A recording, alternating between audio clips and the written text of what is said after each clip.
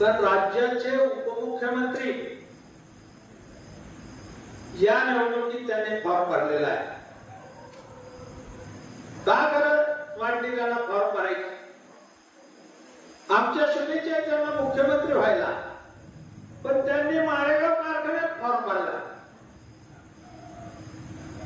का?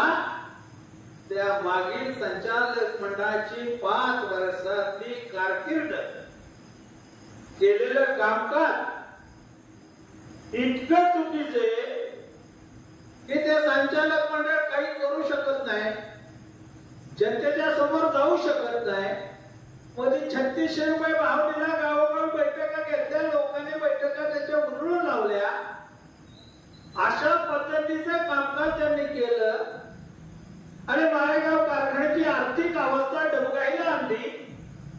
ज्या माळेगाव कारखान्यानं महाराष्ट्रातला सर्वाधिक भाव अन्नाच्या मार्गदर्शनाखाली 18-19 ला 3401 रुपये दिला, त्यावेळेला महाराष्ट्रामध्ये नेवाशापासून कोल्हापूरपर्यंत 11-19-19 रिकव्हरीला 3400 रुपये देणारा महाराष्ट्रातला एकमेव कारखाना म्हणून नावलौकिक झाला.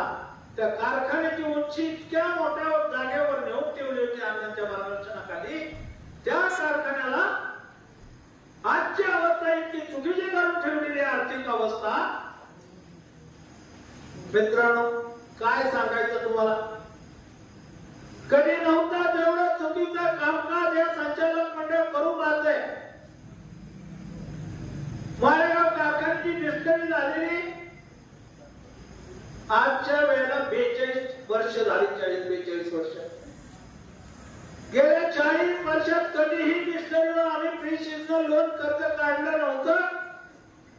उभं हंगाम कर्ज या बहादर संचालक मंडळाने कर्ज काढावं, किती काढावं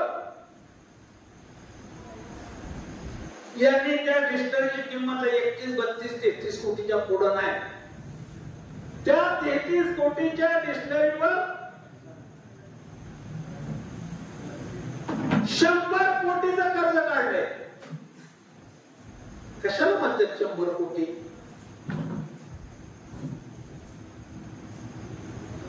मित्रांनो, या ठिकाणी आज या जोगेश्वरी मातेच्या साक्षीने या ठिकाणी तुम्हाला सांगतोय, कधीही 28 वर्षात मी तुमच्या सगळ्याच्या आशीर्वादानं तिथे कधीही डिस्टरीला आम्हाला कर्ज काढावं लागलं नाही. पण या संचालक मंडळानं आता 100 कोटीचं कर्ज काढलं. तुमच्या एकराची किंमत समजा 25 लाख आहे. आपल्याला बँक पतसंस्था कर्ज किती देते? 12 लाख निम्म. या पात्राने 30-32 लाखाने डिस्टरीवर 100 कोटीचं कर्ज काढलं. 32 कोटीच्या डिस्टरीला मध्यंतरी 2800 रुपये भाव दिला. आपलं 1.5-2 लाख गळत कमी झालं आणि नंतरचे 300 रुपये दिले. त्याला सुद्धा पीडीसी बँकेचं कर्ज काढून पैसे दिले. आता 200 रुपये कांडे पेमेंट देणार आहे, ते सुद्धा मामा त्याला सुद्धा बँकेचं कर्ज काढले. ते 200 रुपये द्यायला सुद्धा कर्ज काढले. कधीही माळेगाव कारखान्याच्या इतिहासात इतकी दयनीय अवस्था कारखान्याची झाली नव्हती. सगळी विस्कळलेली आहे. कुणाचं कुणाकडे लक्ष नाही. वरच्या अधिकाऱ्याचा खालचा माणूस ऐकणार, त्याच्या खालचा त्याचा शिपाई ऐकणार. शेती खात्याची तर वेगळा सवड गोंधळ आहे. अकाउंट विभाग त्याच्या पुढे चाललाय. मला सांगा, माळेगाव कारखान्यामध्ये तुमचा जो ऊस जातोय त्या ऊसाचं पुरेपूर वजन तुम्हाला मिळलं पाहिजे. मिळालेल्या वजनाचे पैसे तुम्हाला मिळाले पाहिजेत. इथला कारभार एवढा चाललाय चुकीचा की बारामतीच्या एका सभासद डॉक्टरच्या नावावर बँकेचे पैसे गेले, कारखान्याचे पैसे गेले. डॉक्टरने बघितलं माझ्या खात्यात अकाउंटला पैसे कशाचे आले. प्रामाणिक विचारा त्यांनी कारखान्यावर फोन करून विचारला, कारखान्याचे पैसे माझ्या खात्यावर आले. त्यांनी कारखान्यात सांगितलं ऊसाचं पेमेंट आहे तुमचं. अहो तो म्हणला ऊसाचं पेमेंट माझं ऊसच अजून राहिला ते तुटलंच नाही, पेमेंट कसं आलं? बघा काही कारभार. त्याचा ऊस शेतात आहे, आणि पेमेंट मात्र त्याच्या बँकेत गेले. त्याने बिचारे माघारी पाठवलं. या 15 गावामध्ये आपले तांबे जगताप म्हणून मेस चालवतात कॉलेजची. त्यांच्या नावावर 100 टन ऊस गेले. 100 टनाला आपण बक्षीस देतो माळेगाव कारखान्यात. त्यांचा बोर्ड लागला तुकाळवाडीच्या तिथे तुकाई देवीच्या मंदिराजवळ. 100 टन उत्पादन काढल्याबद्दल त्यांचं अभिनंदन. पण शेजाऱ्याला एकमेकाला माहित असतं तुमचा ऊस कसा आहे. 100 टन निघेल का 50 टन निघेल का 60 टन निघेल आपल्याला कळतं का नाही एकमेकाचा. गावातल्या बोर्डाने लोकांनी त्या चिंतनातल्या बोर्ड वाचला. मला काही ऊस तर 50 लिटर निघणार नव्हता. 100 टन कसं काय लागला याने बोर्ड. चौकशी केली कारखान्यावर.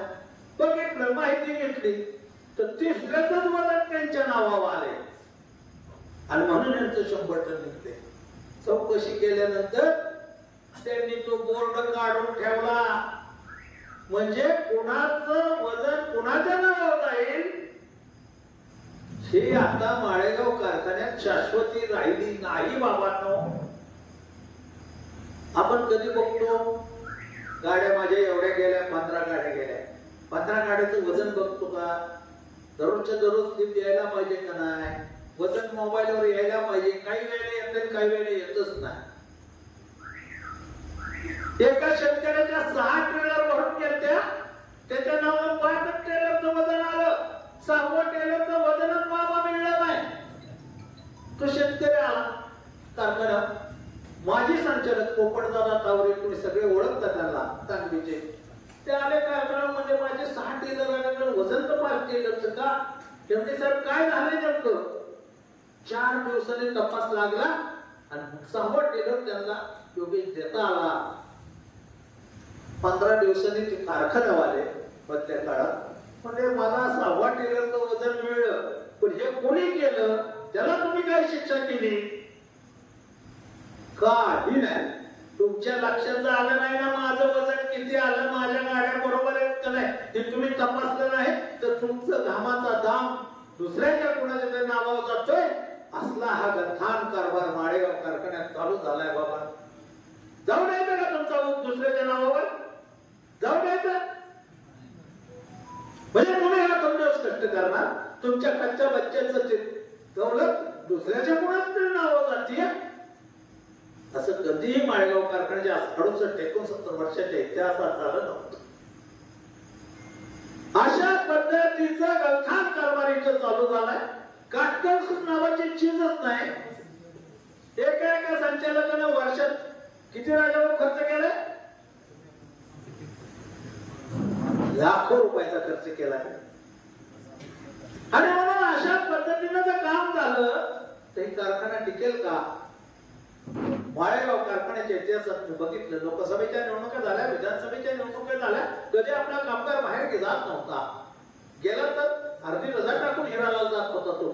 आता या लोकसभेला विधानसभेला 200 300 माणसं सकाळी थंब करून निघून जायची संध्याकाळी म्हणजे पगार कारखान्याचा प्रचार तिसऱ्याचा. आता सुद्धा 35-40 लोक दररोज बाहेर जातात काम न करता पगार घेतात. अशा प्रकारची चाललेली वावडी लावडीत आपला प्रपंच वाचेल का टिकेल का याचा विचार तुम्हाला करावा लागेल. आणि अशा पद्धतीचं कामकाज चालल्यामुळं संपूर्ण कारखानदारी आर्थिक अडचणीत आलेली आहे. एक्सपोर्ट साखर आपण विकली. एक्सपोर्ट साखर 3400 रुपयाने विकली. दादा केंद्र सरकारचं परमिशन यायच्यात विक्री गडबड झाली आणि ती विकल्यानंतर परमिशन येईपर्यंत साखरेचे दर 3800 रुपयावर गेले. मला समजलं. मी चौकशी केली. 17 कारखान्यांनी साखर विकली. 3400 3500 350 आणि आपण 3400 विकल्यानंतर त्या कारखान्याने डिलिव्हरी दिली नाही. आपले संचालक मंडळ बहादर म्हणलं नाही असं कसं करणार डिलिव्हरी थांबवा.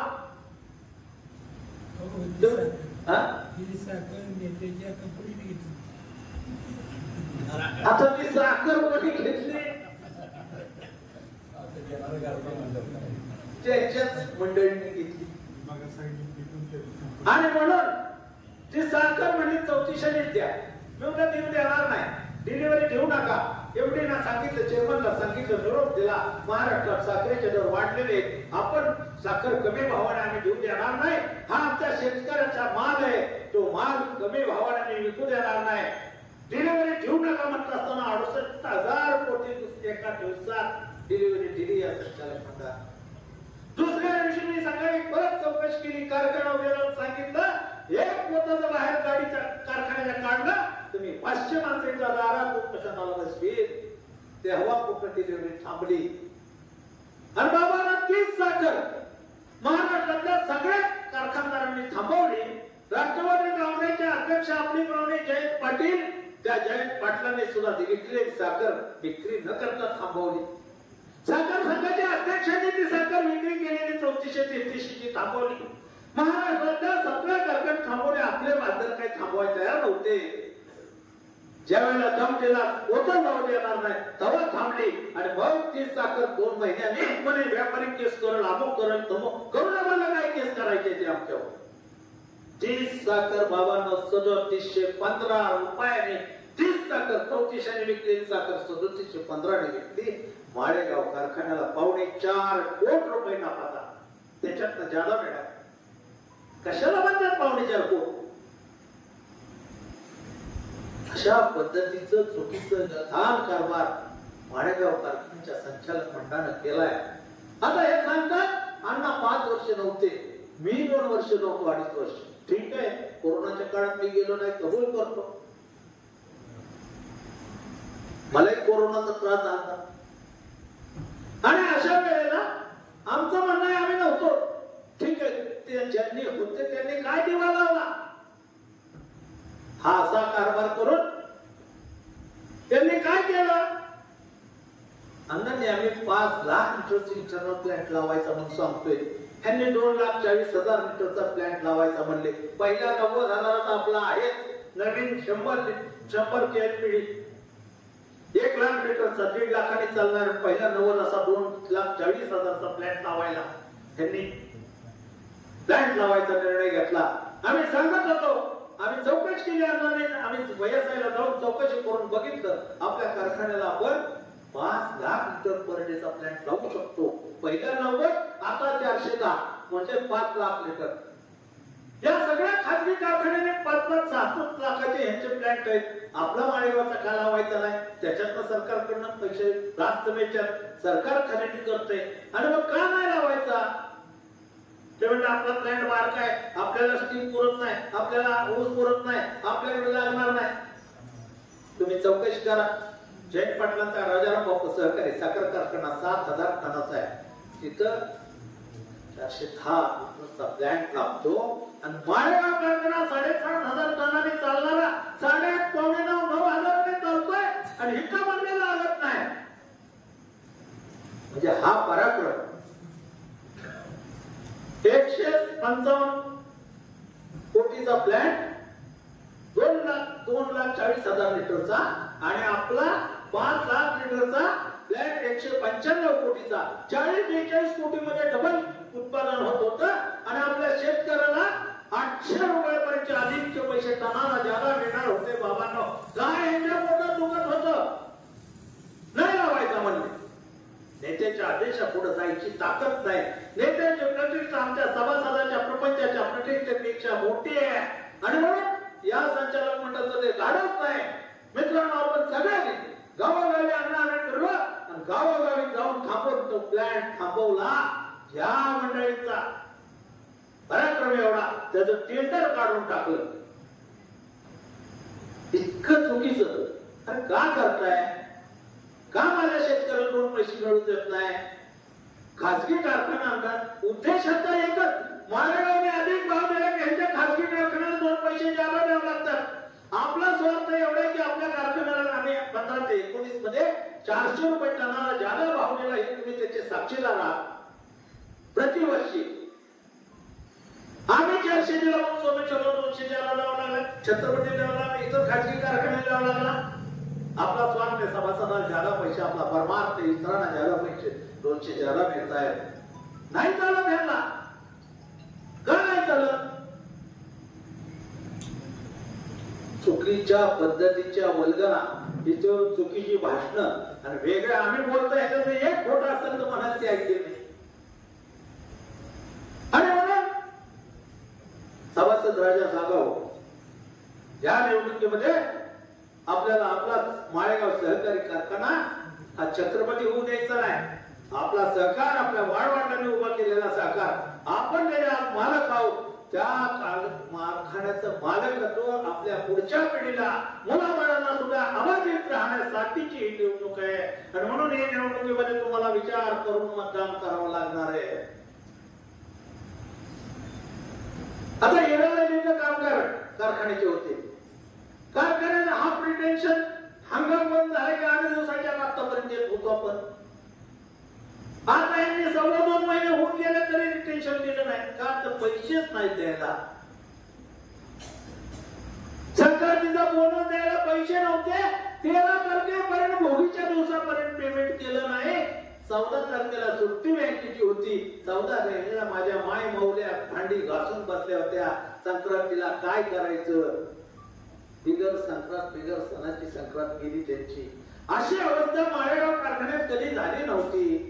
आणि म्हणून मित्रांनो, तुम्हाला मला जागा करून सांगायचंय, माळेगाव कारखाना परत सुस्थितीत आणायचा असेल, माळेगाव कारखान्यामध्ये नवीन प्रकल्प वाढवून अधिकचे पैसे शेतकऱ्याला द्यायचे असतील आणि महाराष्ट्राला आदर्श सहकार उभा करायचा असेल, अण्णांच्या मार्गदर्शनाखाली उभं राहिलेलं सहकार बचाव शेतकरी पॅनलला मतदान करून आपल्या भविष्यातल्या पिढीला उज्ज्वल भविष्य घडवण्यासाठीच मतदान तुम्हाला करायचंय. आणि म्हणून 22 तारखेला, येणाऱ्या 22 तारखेला अत्यंत जागर राहून तुम्हाला हे मतदान करावं लागणार आहे. आत्ताच आपलं चुकलं, भविष्यातली पिढी तुम्हाला मला माफ करणार नाही. मला सांगा, 11 गावं कशासाठी जोडायची होती? जी सोमेश्वरला 60-65 वर्षापासून आहे, ती गावं आपल्याकडे जोडण्यामागे नेते म्हणले माझा स्वार्थ आहे. का स्वार्थ आहे? तर माळेगावला दुसरं पॅनल कधी उभं राहता कामा नये. अण्णा काका उभा राहिले तर शेतकरी त्यांना निवडून देतात. निवडून दिले की भाव ज्यादा देतात. भाव ज्यादा दिले की ह्यांच्या घरच्या प्रपंचात पैसे ज्यादा द्यावे लागतात. म्हणून ह्यांच्या खिशाला कात्री लागते. म्हणून तिथं ही 11 गावं जोडायचं प्रयोजन केलं होतं. पण तुम्ही 72 सभासदांना ते थांबवलं. आणि म्हणून आपला कारखाना वाचला. तो वाचलेला कारखाना पुन्हा ताब्यात त्यांच्यात गेला. ही 11 गावं सोडतील, दुसरी 21 गावं जोडायचा प्रयत्न करतील. आणि माळेगावच्या इतिहासात पुन्हा कधीच तुम्हाला मतदानाची संधी मिळणार नाही. हीच शेवटची निवडणूक तुमची राहील, याची जाण आणि भान ठेवा. राष्ट्रवादी काँग्रेसचं काम करणाऱ्या माझ्या इथल्या सहकारी मित्राला सांगायचे, त्या भावाला सांगायचे, त्याच्या माऊलीला घरात ऐका, घराच्या माऊलीला मला सांगायचंय, तुझ्या मालकाला सांग झेंडा राष्ट्रवादीचा घे, प्रचार त्यांचा करा, पण मतदानाच्या दिवशी मतदान मात्र अण्णांच्या मार्गदर्शनाखाली सहकार बचाव शेतकरी पॅनलला करा. तर माझ्या कच्च्या मच्छाचा पुढचा प्रपंच नीट चालेल. त्या माऊलीनं घरातल्या सांगावं लागेल त्या कारभाऱ्याला राष्ट्रवादीचा झेंडा घेणाऱ्या मलाही त्याला विनंती करायची, बाबा पक्ष बाजूला ठेव. ही निवडणूक आपल्या प्रपंचाची निवडणूक आहे आणि आपला प्रपंच बाधित राहिला तर आपल्याला बाजारात किंमत आहे. खिशात पैसा नसल्यावर कोणी आपल्याला विचारत नाही. हा इतिहास आहे. विचारलं का आपल्याला कोण? 4 कोणाचं चालत असं चांगलं, पण बाकीच्याला काय? तुम्ही आम्ही कष्ट केल्याशिवाय तुमच्या माझ्या मुलाबाळाचा प्रपंच चालत नाही.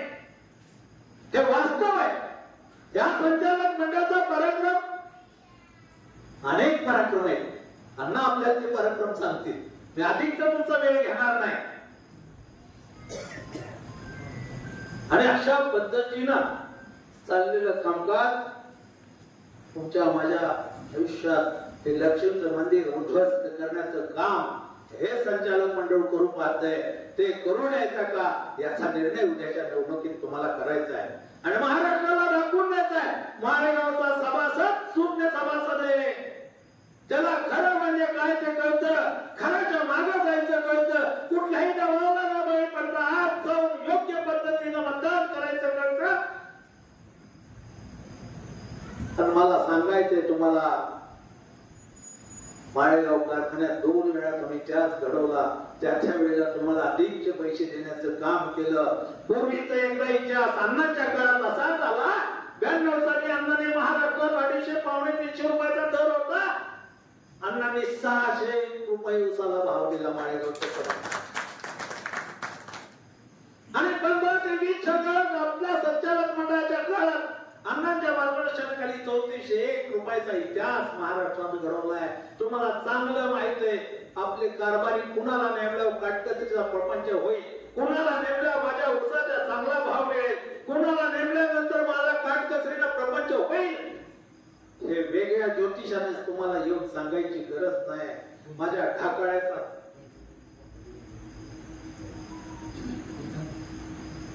आणि म्हणून कारखान्याचं एक्सपेन्शन आपण केलं 15 ते 20 च्या काळात. हे बांधर एक्सपेन्शनच करू नका म्हणत होते आणि एक्सपेन्शन झाले. आता सांगतात 15 लाख टन गाळप केलं. शेतकऱ्यांना ऊस वेड्यात गेला. तालुक्याच्या आमदारांना मुळी टाकताना सांगितलं, अहो तुमचे 26 लोक कोर्टात गेले एक्सपेन्शन करताना, एक्सपेन्शनच करू नका. त्यांचे 2,500 3,000 करताना 18-20 हजाराचे झाले आणि आपला 4,000 करताना 7,500 करायला यांनी विरोध केला. हे तुम्हाला सगळ्यांना माहित आहे. आणि म्हणून सहकार मोडीत करण्याचं महाभारत जर मंडळी करू असतील तर त्याला ते करू द्यायचं का? आपल्या मालकीचा हा कारखाना आपल्या मुलाबाळाच्या मालकीचा राहिला पाहिजे का नको याचा विचार तुम्हाला करायचा आहे. आणि म्हणून मी आपल्याला कळकळीची आग्रहाची विनंती करणार आहे, बाबांनो येणाऱ्या निवडणुकीमध्ये अत्यंत विचारपूर्वक मतदान करा. सहकार बचाव शेतकरी पॅनलला सर्वच्या सर्व उमेदवार एकही मत बाजूला न जाता पॅनल टू पॅनल मतदान करून त्या गाड्याचं नाव उज्ज्वल करायचं काम मामा यावेळेला करावं लागेल. ते तुम्ही कराल हा विश्वास बाळगतो आणि मी या ठिकाणी थांबतो. जय हिंद, जय महाराष्ट्र.